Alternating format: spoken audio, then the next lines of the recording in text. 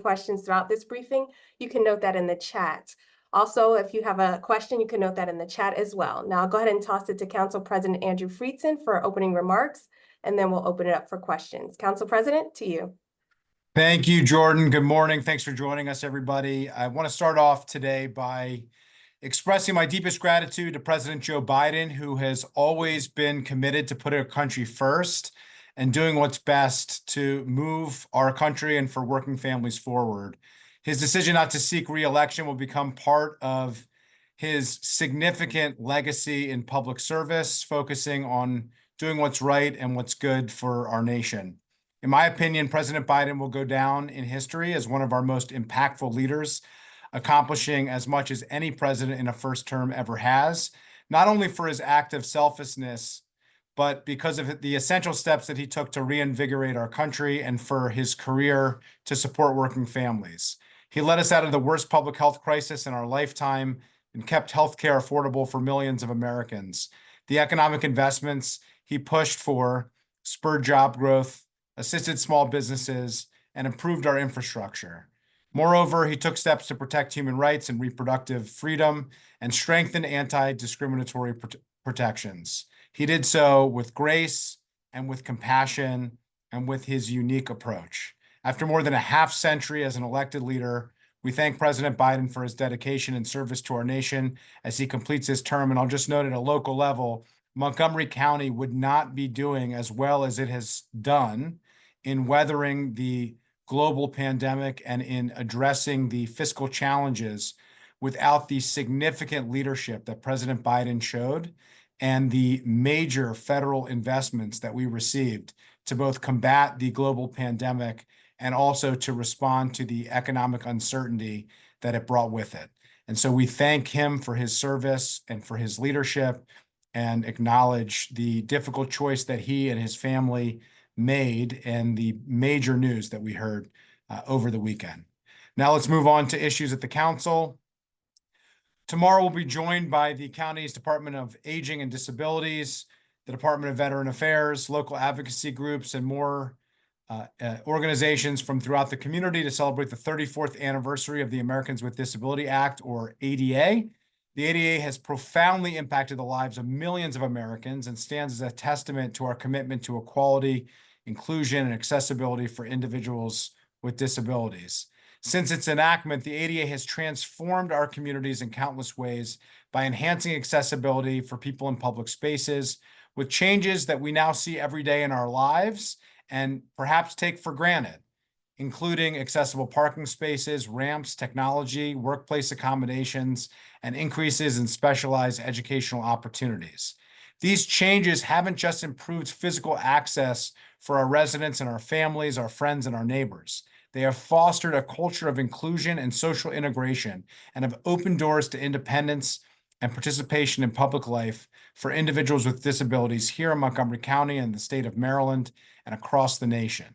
Of course, there's still work to be done to ensure full compliance and accessibility in all areas of public life. We must continue to advocate for inclusive policies, address architectural and physical barriers, and promote awareness and understanding within our community. Tomorrow, we will reaffirm that commitment to supporting residents with disabilities, and together, we can build a more inclusive and accessible community where every single individual, regardless of ability, can thrive and contribute here in our community and in communities across our country. Tomorrow, we'll also hold a council work session and take votes on the resolutions that will be placed or may be placed for 3 potential charter amendments on the general election ballot in November. These 3 proposals cover the votes needed for budget and tax levies, the standards for executive appointments, and term limits for the county executive based on a voter petition. The 2 items, the first 2 items, those are council member introduced items. They require a vote of the county council in order to be placed on the ballot. The third item related to term limits, this is generated by a voter initiated petition, and therefore the council is only voting on the language put forward by the county attorney, and the decision of whether or not that will be placed on the ballot will be ultimately decided once the signatures are confirmed and satisfied. If the effort reaches the requisite number of 10,000 signatures of approved signatures, then it will be placed on the ballot, and if they don't, it will not be, but the language will be approved in case that requirement and threshold is met.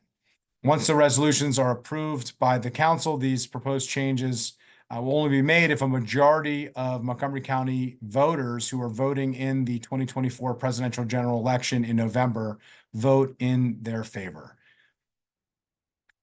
Happy to answer specific questions. I have gone over these in previous ones, but the first one is related to the voting threshold requiring a 2/3 majority for tax increases in Montgomery County, which is a change. The other one would reflect a change to the charter on executive branch appointments to amend Section 215 of the county charter to confirm automatically any appointment made by the county executive to a non-merit position if the council does not vote to reject that appointment after 60 days. And then the third, as noted, is related to term limits and placing term limits on the position of county executive to serve a maximum of 2 consecutive terms. The current standard for both executive and council members is 3 consecutive terms. We'll also be taking up today in the Planning, Housing, and Parks Committee, Zoning Text Amendment 2402. This is a agricultural and rural zones campground. It's related to the overnight stays in the agricultural reserves. It will expand the campground use in the ag reserve and rural residential RC zones on properties that satisfy the requirements for farming and the county zoning ordinance. Additional requirements include a minimum acreage, a maximum number of structures, a maximum number of nights per guest, as well as limitations on kitchen and sanitation facilities. The aim of the bill is to provide property owners with an additional way to promote and conduct agritourism without overburdening the agricultural reserve and our agricultural land.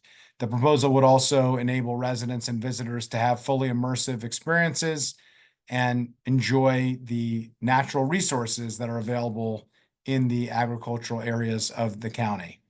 I just want to also note on Thursday, I had the pleasure of speaking at BizNow, focusing on the evolving landscape of Friendship Heights and Chevy Chase. The area is known for a blend of office space, retail outlets, medical spaces, and residential areas, and has a lot of opportunity for sustainable growth and to become a truly pivotal, transit-oriented, and connected neighborhood.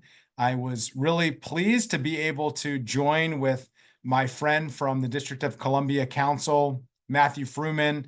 Together, we have created for the first time through Bill 1323 on the Montgomery County side, which I sponsored, and a similar effort on the DC side, an effort to revitalize Friendship Heights with an urban district on the Montgomery County side, a business improvement district on the DC side, and for the first time ever, a cross-jurisdictional effort to create the type of placemaking, marketing opportunities, community-based events, and to bring everybody together in a way that reflects the needs and the desires of residents and businesses.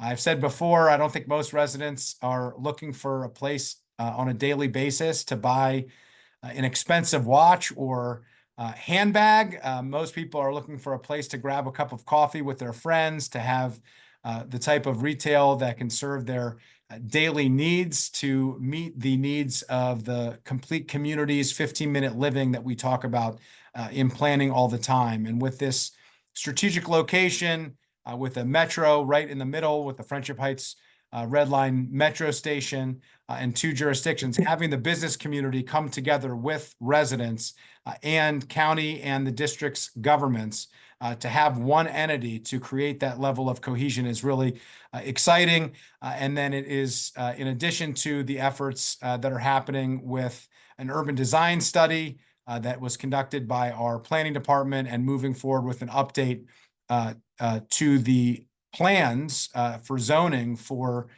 the Friendship Heights area to update the plan from the late 90s to reflect the current needs as we move forward. So really exciting to see all of the efforts that we have in Friendship Heights. I think it's a key opportunity. I'm really excited about the Bill 1323 that we have implemented and this cross-jurisdictional effort. It's the first time ever that we've had this type of cross-jurisdictional effort between Montgomery County and the District of Columbia.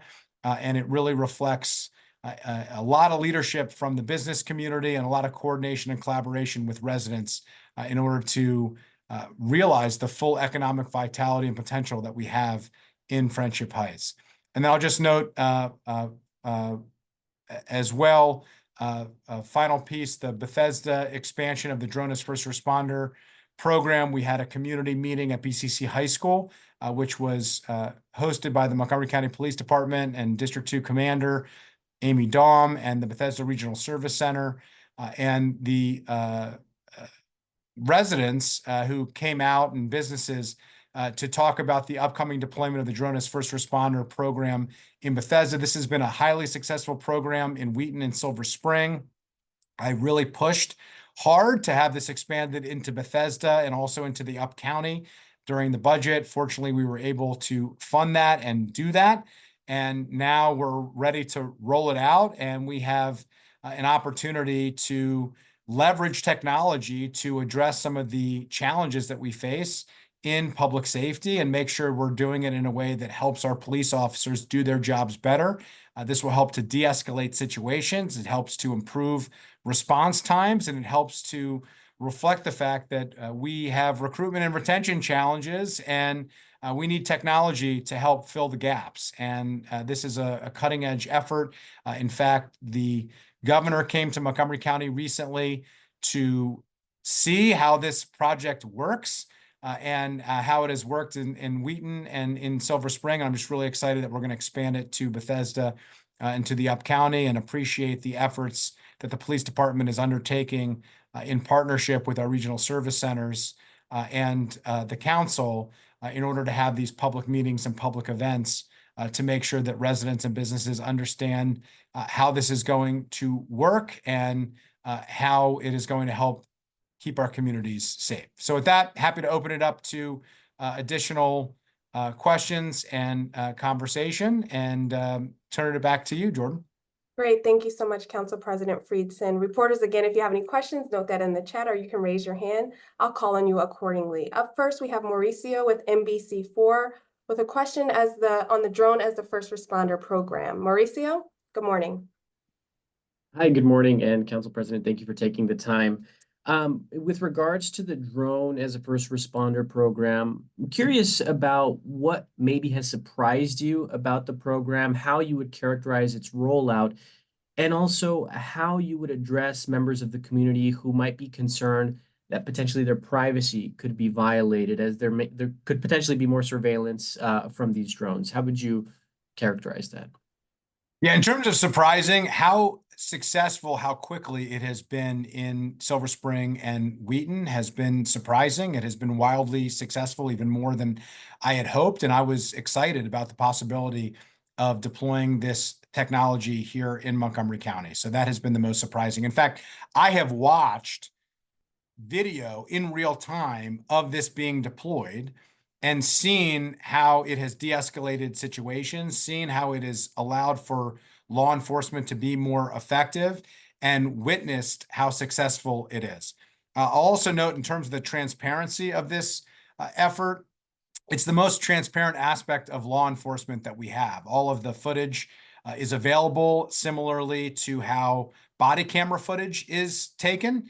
So there is a significant transparency on that, as well as a publicly accessible website to see how the drone is being deployed. It is a level of transparency that technology allows, with a commitment from the police department to actually follow through on that. And we're seeing that from our police department, which is something that I think residents should and do appreciate. I'll note that while there have been a limited number of concerns that have been raised about privacy, there's overwhelming interest and support to expand this program into more and more counties, more and more communities across the county. And Bethesda is an example of that. The Up County has been an example of that. We're hearing from residents who are screaming loud and clear, this is working. We want it in our community. Please bring it to our community. In terms of the privacy issues, those issues have been addressed. The camera is actually facing up until it gets on site to a scene, and then it turns down. So this is not being used for surveillance.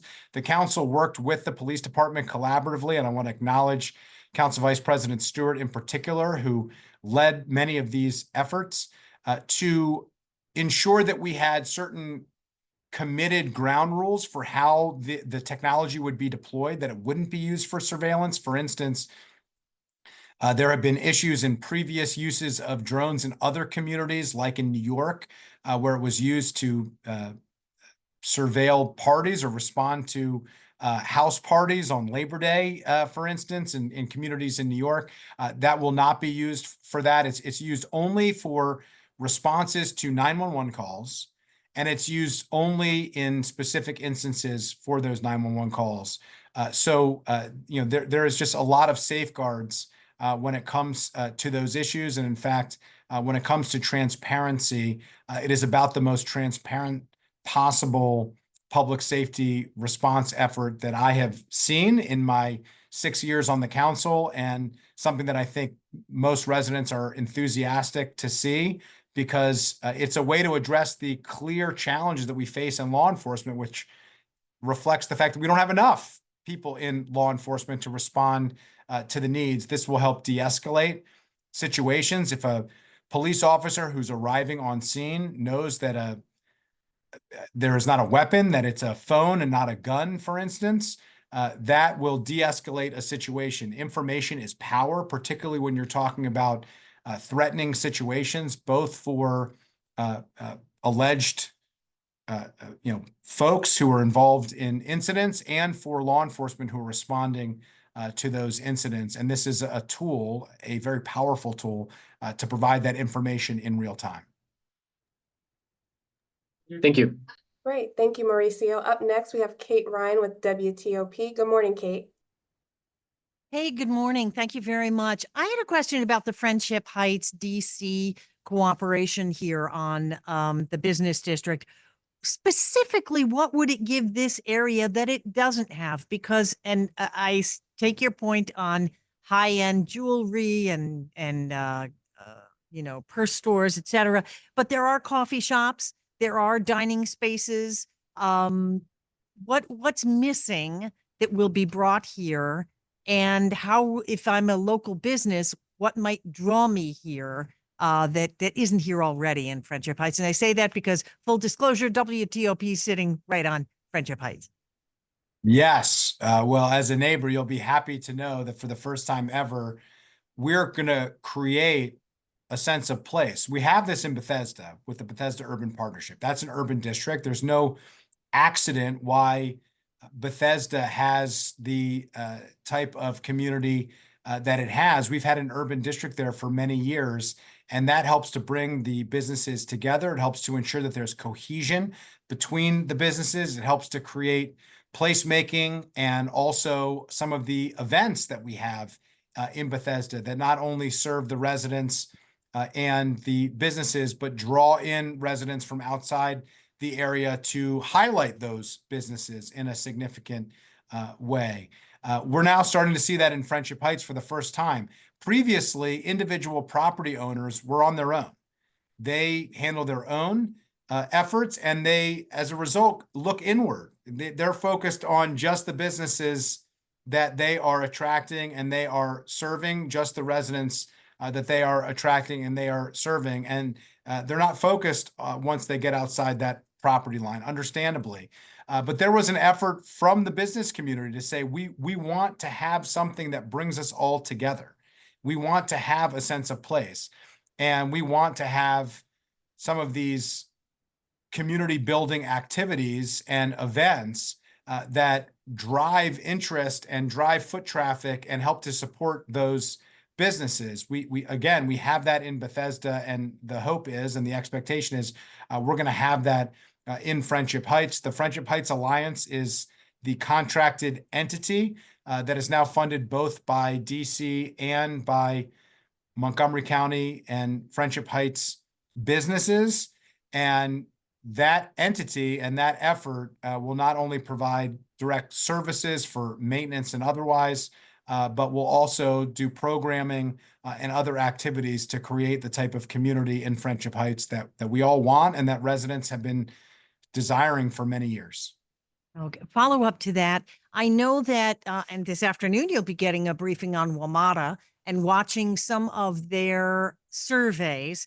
There were many comments about the bus line that serves Wisconsin Avenue from Georgetown all the way out to Bethesda.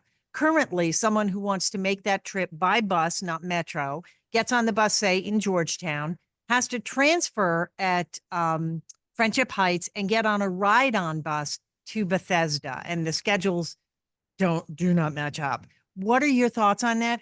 And would this alliance get into that at all in terms of making it smoother? And second question, I remember when downtown Silver Spring was just a dream. And one of the things that people kept saying was, we need, as you've pointed out, daily living type stores, hardware stores, things that answer our daily needs. Is that something you're looking at? Yeah, so two questions. The first question is about reimagining bus service in the region. There are two efforts related to that. One is with our local ride-on service, and the other is WMATA, both of which have put forward plans to imagine what the bus service in the region could look like. We need more single-seat trips that take residents from our concentrated urban areas without having to switch buses. In public transportation, the transfer is a killer. It adds time, it adds aggravation, it adds complication, and it is a major impediment to the type of public transportation network, multimodal transportation network that we want and that we're moving towards. In terms of the Friendship Heights Alliance, it'll be an area that they will have a voice in, but they're obviously not solely responsible for WMATA bus service or for ride-on bus service, but it will be a greater opportunity by bringing the businesses and residences together to be able to advocate for what the community wants and what the community needs. In terms of that issue, and in terms of the question of what we now call complete communities that I referenced earlier, the idea of 15-minute living, where you want the type of retail that serves your needs within 15 minutes of where you live. In a place like Friendship Heights, that would be 50 minutes walking distance of where you live. In a more suburban or rural area, that would probably be 15 minutes driving distance from where you live. But you want to be able to serve your everyday needs within 15 minutes of where you live. That is absolutely what we're looking at doing, not just through the Friendship Heights Alliance, but more importantly, and just as importantly, through the urban design study that we talked about, and then ultimately the opening up of the 1998 sector plan, where we're going to be looking at these issues and the question of what type of retail do we have, what type of land use do we have, what needs are there in Friendship Heights to meet the needs of our residents on a day-to-day basis, and how do we create vibrant spaces for businesses to want to come and want to stay and want to invest. And so that's very much part of this effort.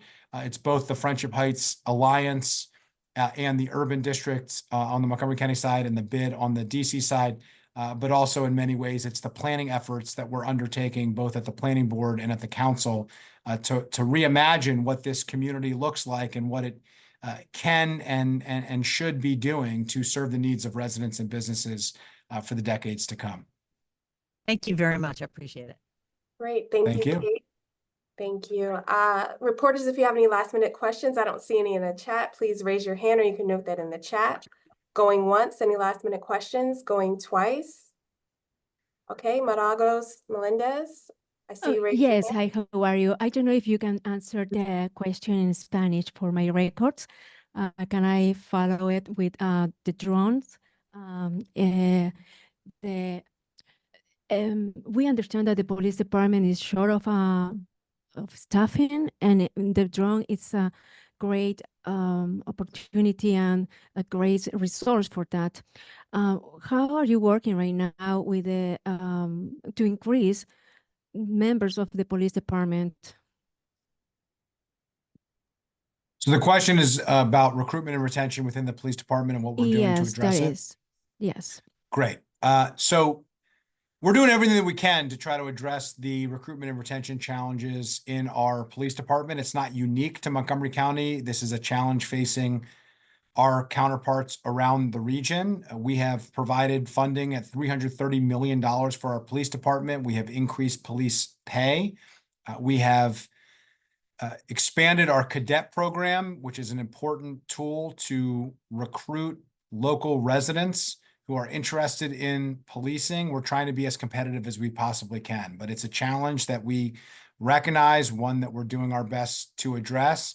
And in the meantime, we're also leveraging technology like the Drone as First Responder program and other types of technology in order to address those issues in a way that can ensure that we can meet the needs to respond to public safety challenges in our community. Great, thank you. And I have Marcela Rodriguez here on the line, my colleague, to help interpret. Marcela, to you. Thank you so much, Jordan. I just wanted to verify, Council President, you said 30 million? 330 million. 300, okay. Thank you so much.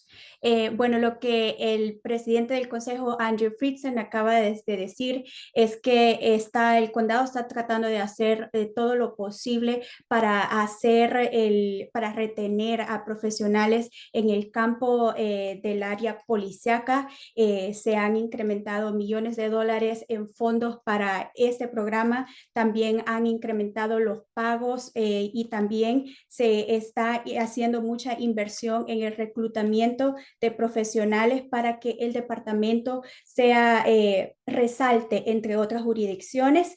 Mientras tanto, una medida para apoyar a los oficiales ha sido el programa de los drones como respuesta inmediata para atender a los casos de crímenes. Gracias. Thank you. Great, thank you, Marcela. Thank you, Milagros. Thank you. Thank you, Milagros. I don't see any other questions. Last minute questions going once, going twice, 3 times. Okay, back to you, Council President. Thank you. Thank you so much. Appreciate everybody joining us and look forward to seeing you next week. Hope you'll tune in to our committee sessions later today and throughout this week and to council session tomorrow. With that, thanks very much, and we'll see you soon.